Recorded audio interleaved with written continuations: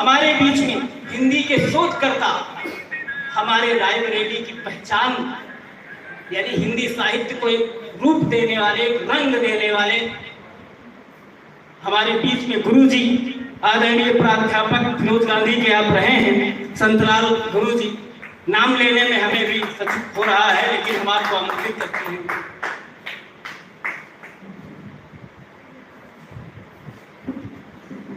समुपस्थित आज के सांस्कृतिक समारोह की अध्यक्षता कर रहे हैं और जिनके अंदर हम सब अपार संभावनाएं देख रहे हैं, ऐसे राइजिंग चाइल्ड के प्रबंध निदेशक, जिनका हर अच्छे कार्य में सहयोग रहता है। जहां अच्छा कार्य होता है वहां पर आप स्वतः पहुंच जाते हैं।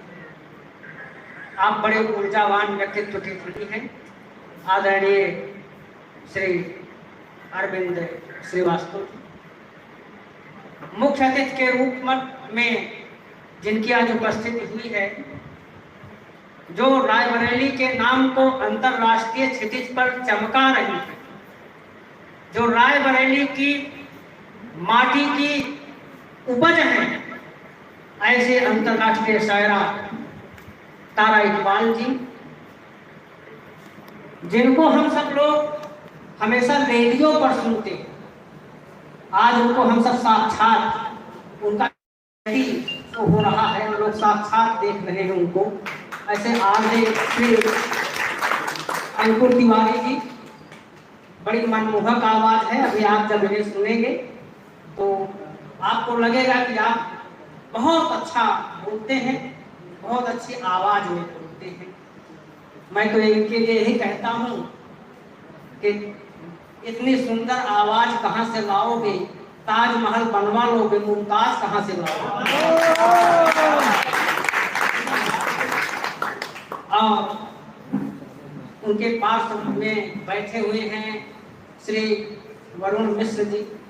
जब हम लोग कुछ लिखते हैं तो हम सबको बड़ी चिंता रहती है कि उनको कौन छापेगा। आजकल बड़ा प्रकाशन का बड़ा घालमेल सा पैदा हो गया, लेकिन आप हम सबकी पुस्तकों को और विशेष रूप से हमारे कृतिकार अभय सिंह की पुस्तक को आपने प्रकाशित किया है। इस नाते आज आप स्तुत्य हैं, वंदनीय हैं कि आज के ऐसे आपाधापी युग में जब प्रकाशक लाभ ही लाभ देख रहा हो, तो आपने अभय की पुस्तक को प्रकाशित करके जनमानस के समक्ष लाने का जो उपक्रम किया है, इसके लिए मैं चाहता हूं कि आप सब जोरदार तालियां बजाएं। और नाथ जनक तनया यह सोई, धनुष जग की जही कारण होई, जिनके कारण से पूरा आज सांस्कृतिक समारोह हो रहा है, ऐसे उपन्यासकार हमारे श्री अभय प्रताप सिंह जी, उनके मित्र जिनकी कृपा पर मैं उपस्थित हुआ हूँ, श्री प्रदीप प्यारे जी, हमारे जो विद्यार्थी हैं श्री अमरपाल जी, और मेरे समक्ष उपस्थित मेरे प्रिय विद्यार्थियों में सबको इसलिए कहता हूँ कि शिक्षा कहाँ से करे जब, तो हमारे लिए सारा संसार विद्यार्थी ही लगता है। तो और इसमें हमारे कुछ विद्यार्थी यहाँ बैठे हुए हैं, तो मुझे जब लगता है हमारे रहे हैं तो मुझे दोहा एक रहीम का है, तो कहेंगे कि इनकी आंखें बड़ी सुंदर, अपनी आंखें जो है कम सुंदर लगती हैं। तो ऐसे हमारे विद्यार्थी हैं। एक परंपरा कि कोई गुरु जब अपने विद्यार्थी को पढ़ते हुए देखता है तो उसको सुख प्राप्त होता है। अब हम लोग चाहे पड़ोसी पढ़ता हुआ देखते हैं तो हमको ईर्ष्या होती है, जलन होती है। आज एक छोटी सी कविता है कि आजकल वही आदमी सुखी है जिसका पड़ोसी दुखी है। लेकिन गुरुओं में बात नहीं है। गुरु अपने विद्यार्थी को हमेशा आगे बढ़ते ही देखना चाहता है। देखिए, मैं बोलता तो 45 मिनट प्रोफेसर बना, लेकिन उस चीज को बधाई देने का दिन, शुभकामना देने का दिन। आज इस जो पुस्तक विमोचित हुई है, द माइंड, एक प्रेरणादायी संघर्ष, इसकी आलोचना का दिन नहीं है। इस पर परिचर्चा बाद में होगी और तब हम लोग इसकी बतिया उखेड़ेंगे कि क्या अच्छा है, क्या बुरा है, एक पुस्तक कितनी सफल है, कितनी असफल है, ये तो बाद की बात है। आज तो हम आप सबकी ओर से, पूरी रायबरेली की ओर से अभय प्रकाश सिंह जी को बधाई दे रहे हैं। उन्होंने एक बड़ा काम किया, एक छोटी सी उम्र में प्यारे जी के साथ में अपने नन्हे नन्हे कदमों पर पैदल चल करके डोर टू डोर जा करके लोगों को इकट्ठा करना, फेसबुक पर, व्हाट्सएप पर, इंस्टाग्राम पर इसका प्रचार करना एक बड़ा काम, एक बड़ी चुनौती स्वीकार किया। और इसे भी लेखन एक बड़ी चुनौती है। जब लोग लिख भी लेते हैं छापित को, और छप भी गई तो उसको पढ़ेगा कौन? तो एक बड़ा काम आपने किया। जैसे आप सब जानते हैं घर में कोई नई नई बहू आती है तो क्या उस दिन से लोग उसको कहते हैं कि खाना नहीं बनाना जानती, एक पानी पीना नहीं जानती, एक फलाना नहीं जानती, धमाका नहीं जानती। जिस दिन नई बहू घर में आती है तो सब लोग उसकी तारीफ करते हैं। जब मुंह दिखाई होती है तो सब लोग यही कहते हैं कि बहुत बड़ी सुंदर है, उसकी नाक बहुत अच्छी है, उसकी आंख बड़ी बड़ी है, उसके होंठ बड़े सुंदर हैं, यही कहते हैं। उसके गुण तो बाद में देखे जाते हैं। उसको रोटी बनाना नहीं आता, उसको आटा गूंथना नहीं आता, वो तो जोर जोर से हंसती है। तो आज बहू की मुंह दिखाई हो रही है, और उस मुंह दिखाई में हमने देखा, पुस्तक का कवर पृष्ठ देखा तो लगा कि बहुत अच्छे ढंग से इसकी छपाई हुई है, बड़े सुंदर ढंग से लिखा गया है। हाँ, इसके अक्षर बहुत स्पष्ट हैं, इसमें प्रकाशक का फोन नंबर भी है, हम लोग चाहे तो प्रकाशक से सीधे बात कर सकते हैं। आपको बहू की बड़ाई ही की जाए। इस नाते में आज द माइंड एक प्रेरणादायक संघर्ष की मुहुर्मुह प्रशंसा करता हूँ, करता हूँ। बहुत अच्छी पुस्तक। गद्य लिखना बहुत कठिन है, कविता लिखना आसान है। जो कवि होते हैं अच्छा गद्य नहीं लिख पाते हैं। गद्य कवि नाम निक्सम बदन। हाँ, गद्य कवियों के लिए कसौटी है। और अभय सिंह जी ने एक चैलेंज, जो मैंने पहले कहा कि चैलेंज को स्वीकार किया इन्होंने, और एक अच्छी सी पुस्तक उपन्यास के रूप में इन्होंने रखी। अभी उम्र ही क्या, और जब आप इस पुस्तक को पढ़ेंगे तो लगता है वो किसी की गाथा नहीं, इनकी स्वयं की गाथा। एक छोटे से गांव जमालपुर में पैदा होते हैं, जहां हो सकता है 20 साल पहले बिजली भी न रही होगी। वहां का एक, अब पात्र तो इन्होंने बदल दिया है, लेकिन पात्र के रूप में तो लेखक ही बोलता है ना, ये स्वयं बोल रहे हैं, भोला बन करके बोल रहे हैं। हाँ, और सबसे बड़ी बात यह है कि अपनी बोली बानी का मोह ये नहीं छोड़ पाए, बैसवारी का मोह नहीं छोड़ पाए। जब आप पुस्तक को पढ़ेंगे तो शुरुआत में ये लिखते हैं कि अरे ये लड़कवा का नाम लिख गवा है, काल से पढ़े जाई हो। ये बैसवारी का पानी बोलता, बैसवारी की धार बोलती है। अभय सिंह ने उसको पकड़ा है, बैसवारी की मिट्टी को पकड़ा है, और दिल्ली जाकर के भी नहीं भूले। IAS की परीक्षा उत्तीर्ण कर चुके हैं। तो ऊपर जाए आदमी और नीचे वालों को ना भूले। कहते हैं वही समाज उन्नत करता है जिसमें ऊपर के लोग जो है नीचे वालों का हाथ पकड़े, वो समाज उन्नत करता है। अभय सिंह ऐसे व्यक्तित्व के धनी हैं जो ऊपर जाकर के अपने विजन को क्लियर रखते हैं, कि धरती पर क्या क्या है उसको स्पष्ट रूप से देखते हैं। कोई आदमी कितना भी ऊपर चला जाए, कितनी भी तालियां उसके लिए बजाई जाएं, लेकिन उसको गले लगाने वाले नीचे ही मिलते। इसलिए किसी को अपनी जमीन नहीं छोड़नी चाहिए, किसी को अपनी बोली बानी नहीं छोड़नी चाहिए, किसी को अपनी संस्कृति नहीं छोड़नी चाहिए। जो अपनी संस्कृति से कट जाता है, वो अपनी जड़ों से कट जाता है, वो धीरे धीरे सूख जाता है। अभी कक्षा 10 और 12 का रिजल्ट आया, आपने देखा कि किसी को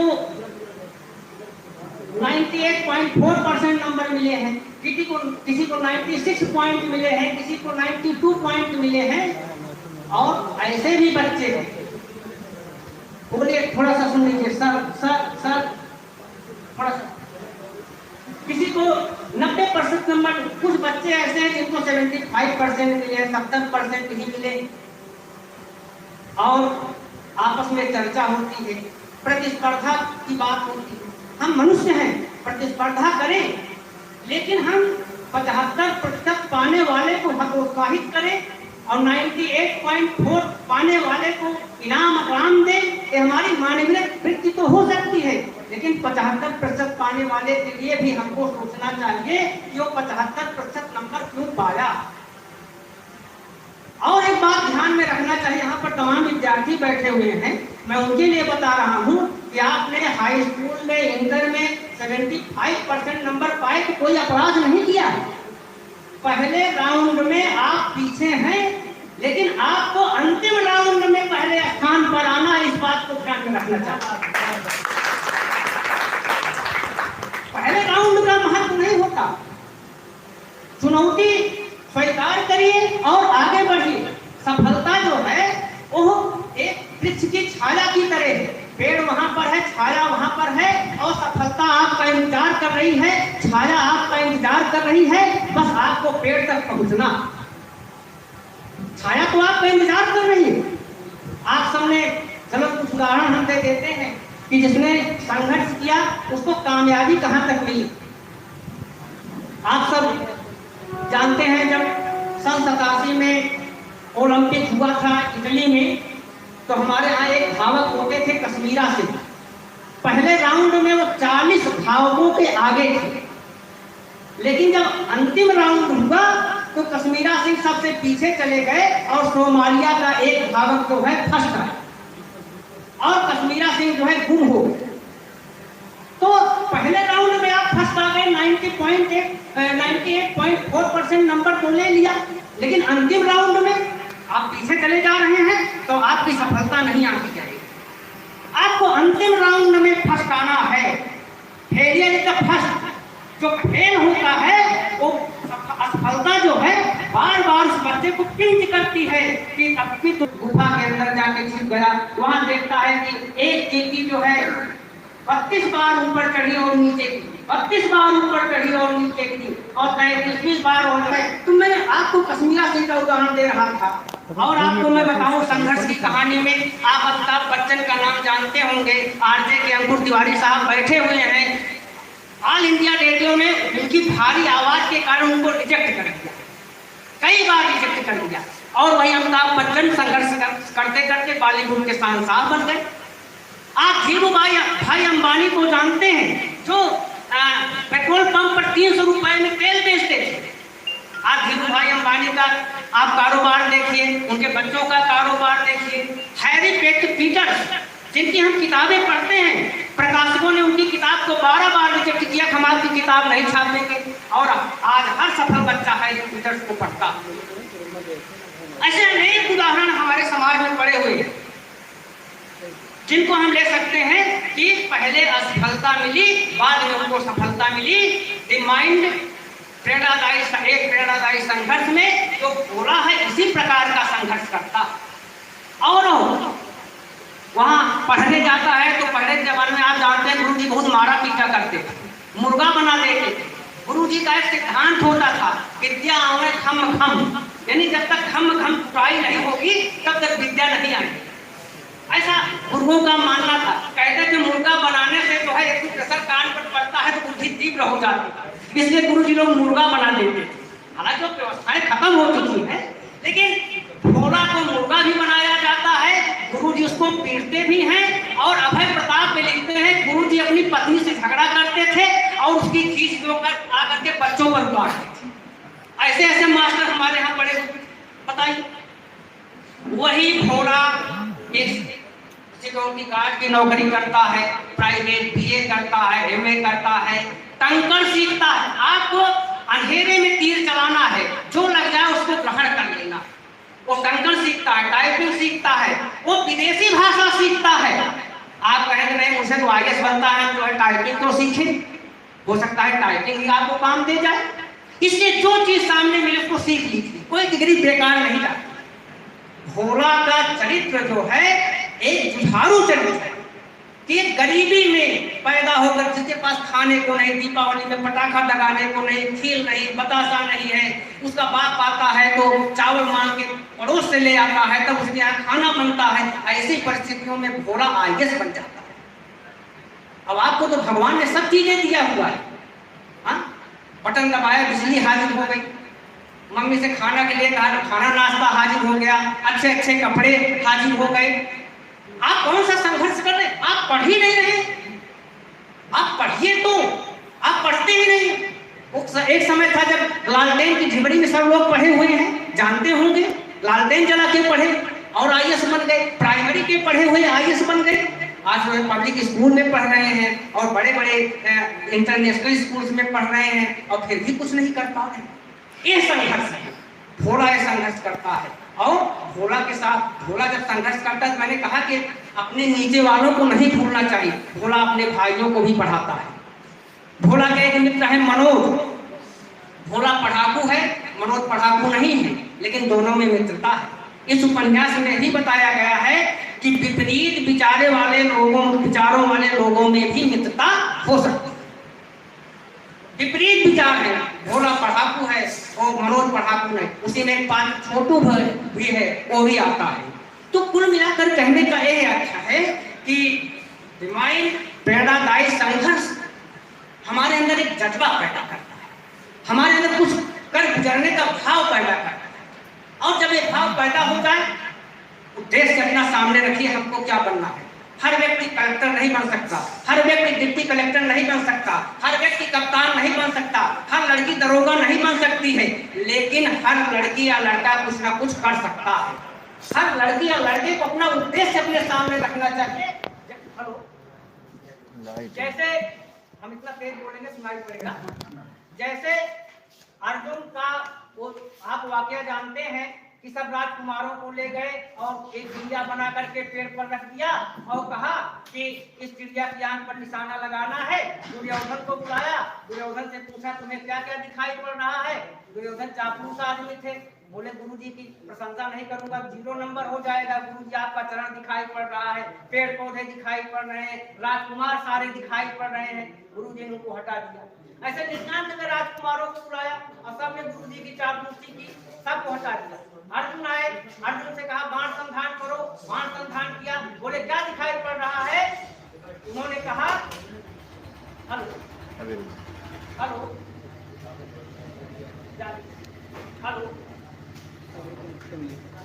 उन्होंने अर्जुन ने कहा गुरुजी मुझे केवल और केवल चिड़िया की आंख दिखाई पड़ रही। और गुरुजी ने कहा बाण छोड़ दो।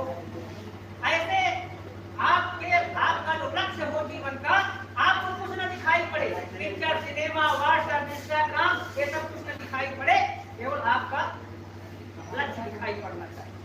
और जब आप उस लक्ष्य के पीछे पगला जाएंगे, उसको उर्दू में कहते जुनून सवार।